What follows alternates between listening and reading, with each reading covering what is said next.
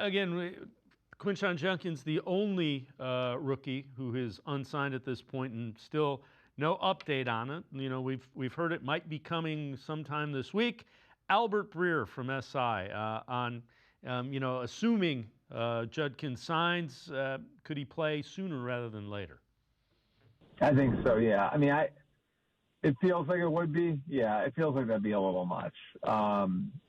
He obviously he was around in the spring, so he has some baseline for the offense, but I would think you'd probably want to give him a little bit longer to ramp him up, if for nothing else, then he needs to get in football shape. You know what I mean? Like, and whatever he's been doing over the last, month and a half, it doesn't necessarily replace going and getting knocked around and getting your body ready to play football.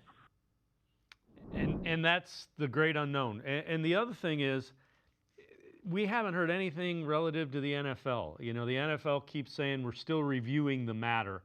My guess is you do not delay something like this unless a suspension is likely. That it's probably between the league and the Players Association trying to come up with a number of games. I'm guessing, but I think it's an educated guess.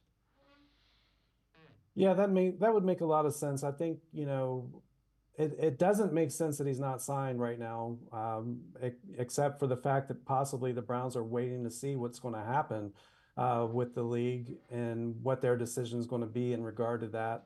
I think, if he were to come in and get the green light to come in and play right away and start practicing, it would take a little bit of time for him to be ready. And the Browns, I think are really conservative when it comes to that kind of stuff with their players and the way they handle, their medical and performance side of the football operation. I think that they would definitely want to, ramp him up over time and get him a week of practice, a full week of practice. And then, from there, get him into the games on a limited snap basis and just build him up over the course of the season once he's ready to go.